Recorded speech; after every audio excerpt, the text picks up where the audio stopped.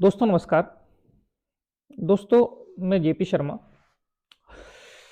आज अपन देखने वाले हैं, एक तो मैं आपको खुशखबरी देने वाला हूं कि अपन जो जेआरए एंड टीआरए भर्ती है, उस जेआरए एंड टीआरए भर्ती पर डेली एमसीक्यूज करने वाले हैं। एमसीक्यूज में अपन पूरे देखेंगे आरएसआर के नियम, जो आरएसआर के प्रश्न आपको कराऊंगा, ऑडिट के प्रश्न मैं आपको कराऊंगा। और आप डेली अपन 20-20 क्वेश्चन है, 15-15 क्वेश्चन अपन प्रत्येक सब्जेक्ट के देखने वाले हैं।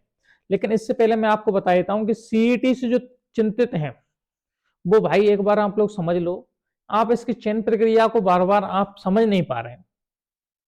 भाई हमने डिपार्टमेंटली सूचना भी ले ली है, हमने हमारे भर्ती नियम भी पढ़ लिए हैं, लेकिन काफी मित्रगण एक ही बात को चिंतित होकर ले रहे हैं, बोले हमारा चयन होगा या नहीं होगा, चयन किस आधार पर होगा। तो इस वीडियो को पूरा देखें एक बार, और अगर आप चैनल पे नए हैं तो इसको सब्सक्राइब कर दें। और दोस्तों अगर मेरे आप इस न्यूज से खुश हो तो आप इसको ज्यादा से ज्यादा शेयर जरूर करना, ज्यादा से ज्यादा फॉलो इसको ज्यादा से ज्यादा करें, ताकि आपका एक ही प्रश्न चिंतित ना हो। देखो पहले मैं आपको पूरी चीज बताऊंगा, तो आप लास्ट तक वीडियो तो बने रहें। कई भाई ये कहते हैं बोले एमयू को रिजर्वेशन नहीं है, और एमयू को अगर रिजर्वेशन दिया जाएगा तो न्यायालय में ले जाएंगे। भाई मैंने न्यायालय में तो आप ले जाना, लेकिन न्यायाधीश महोदय जब क्या करेंगे ये बताओ मुझे। तो जब सर्विस रूल में इनको दे रखा है 12.5%, तो आप क्या करेंगे? कोई सर्विस रूल चेंज कर देगा न्यायालय? न्यायालय में जो नियम है वो नियमों की पालना ही तो की जाती है। तो इसलिए फालतू भ्रमित ना हो, पूरी चीज को आप लोग समझ लें। आप अगर चैनल पर नए हैं तो एक बार इसको सब्सक्राइब जरूर कर दें, लाइक ज्यादा से ज्यादा कर दें। देखो समझो, ये है 21/9/2022। 21/9/2022 को आपका एक नोटिफिकेशन आया था, और ये नोटिफिकेशन आरएसएम-एसएसबी के द्वारा निकाला गया था। आरएसएम एक बार ही समझ लो, एसएसबी के द्वारा ये नोटिफिकेशन निकाला गया, और इसमें ये डिसाइड किया गया ताकि आपकी एक एग्जाम होगी जिसका नाम होगा सीईटी, यानी कॉमन एलिजिबिलिटी टेस्ट, समान पात्रता परीक्षा।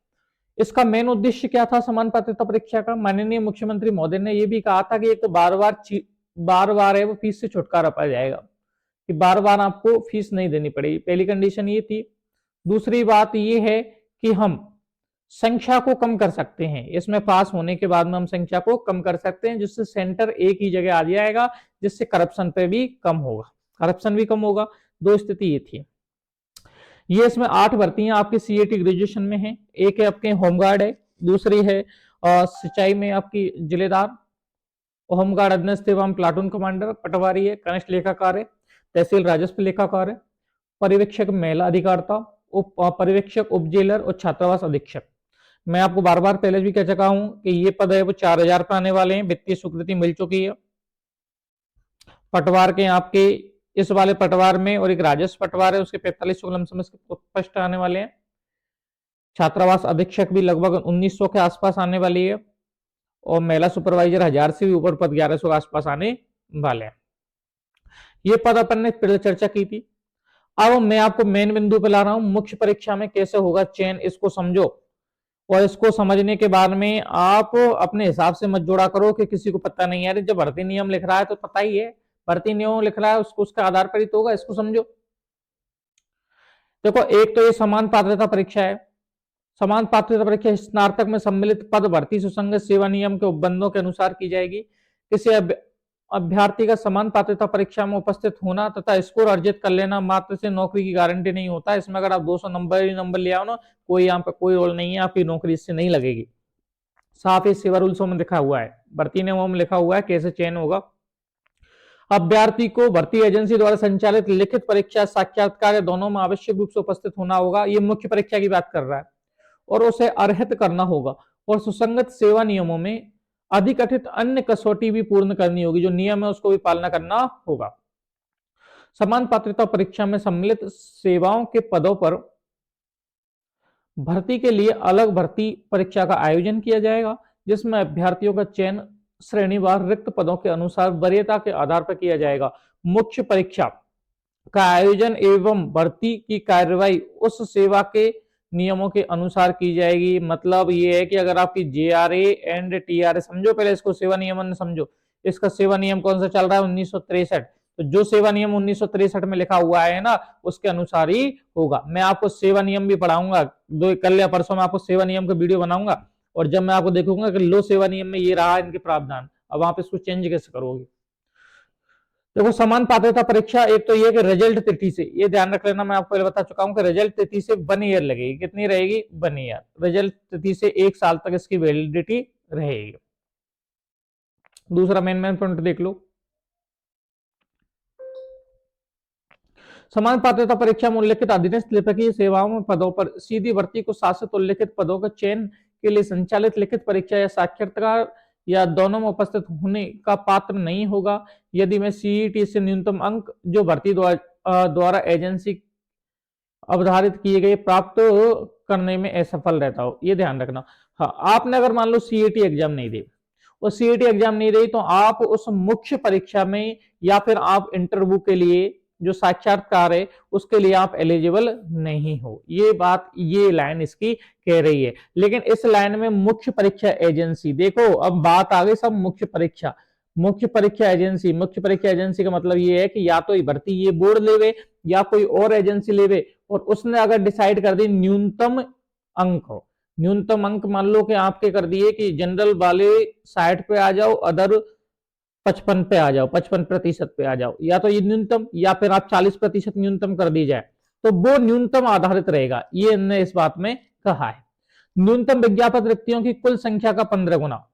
न्यूनतम अंक अवधारित करते समय भर्ती एजेंसी यह विचार करेगी कि समान पात्रता परीक्षा में उल्लेखित पद पर विज्ञापित रिक्तियों की कुल संख्या का 15 गुना अभ्यर्थी इस प्रकार विज्ञापित रिक्तियों के लिए आवेदन करने के लिए पात्र होंगे, किंतु उक्त श्रृंखला में उन समस्त अभ्यर्थी जो वही अंक अर्जित करते हैं जो भर्ती एजेंसी द्वारा किसी निम्नतम श्रृंखला के लिए नियत किए जाते हैं किए जाएं, समान पात्रता परीक्षा में उल्लेखित पद के चयन के लिए संचालित लिखित परीक्षा या साक्षात्कार दोनों में प्रवेश दिया जाएगा। उन्होंने ये भी लाइन लिखी है, इसमें समझो कि न्यूनतम अंक अवधारित करते समय भर्ती एजेंसी यह विचार करेगी कि समान पात्रता परीक्षा में उल्लेखित पर विज्ञापित रिक्तियों की कुल संख्या का 15 गुना।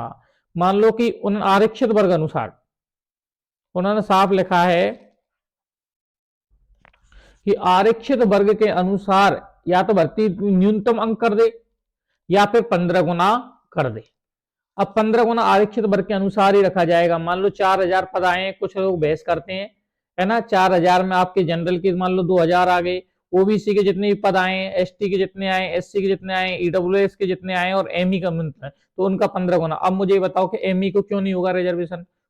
भाई जब सबके 15 गुना है तो इनके भी 15 गुना होंगे, तो इनके 15 गुना होंगे तो सीधी सी बात है कि सबका रिजर्वेशन होगा। क्यों नहीं होगा रिजर्वेशन? अब इसमें जब भर्ती सेवा रूल्सों में इनके लिए लिखा हुआ है तो रिजर्वेशन क्यों नहीं होगा? रिक्तियां कुल 15 गुना अभ्यर्थियों के लिए रिक्त के लिए आवेदन करने के पात्र होंगे। देखो एक तो दिमाग में लगा, दो कंडीशन है, ये भर्ती एजेंसी पर डिसाइड होगा मुख्य परीक्षा पर, वो चाहे जितना प्रतिशत रख सकती है, इसमें साफ लिखा हुआ है, या फिर वो 15 गुना ले सकती है, सीधी सी बात है।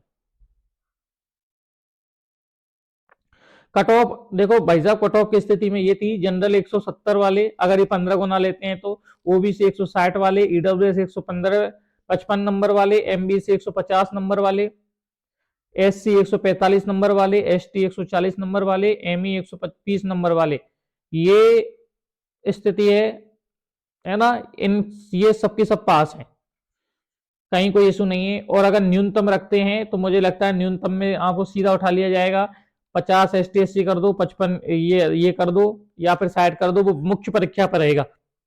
मुख्य परीक्षा डिसाइड करते वक्त रहेगा कैंडिडेट कितने हैं, क्या स्थिति है, इसमें अपन कुछ नहीं कर सकते। लेकिन अगर 15 गुना लिए जाएंगे तो इस प्रकार से कट ऑफ निकलेगी। आगे देखो, शिथिलता, शिथिलता इंपोर्टेंट है। देखो शिथिलता, देखो शिथिलता में कंडीशन है, शिथिलता हमको मिलेगी या नहीं मिलेगी, शिथिलता देख लो।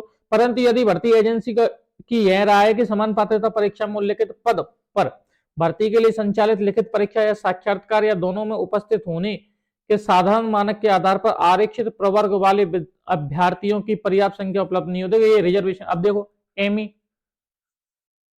अब एमई की मान लो स्थिति रख दिया मंत्रालय एम्प्लॉय 50%, और यहाँ उपस्थिति नहीं हुए या इनने कर दिया 15 गुना, या कैंडिडेट उपलब्ध नहीं है, तो शिथिलता दी जाएगी।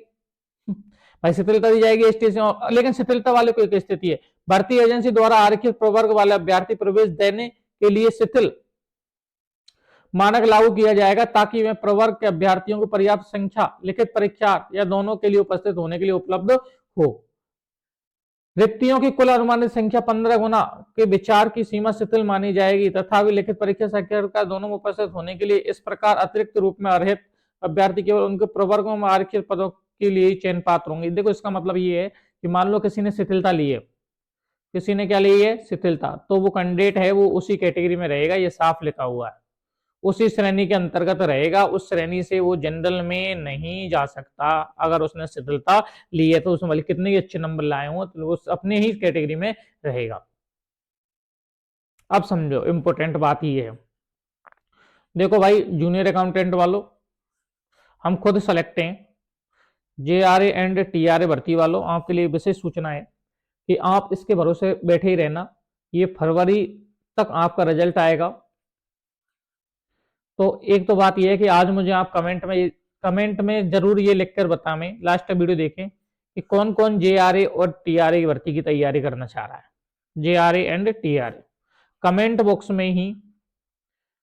बॉक्स में मैं मेरे टेलीग्राम नंबर का लिंक डाल रहा हूं, उस टेलीग्राम लिंक को आप टेलीग्राम को ज्वाइन कर लें।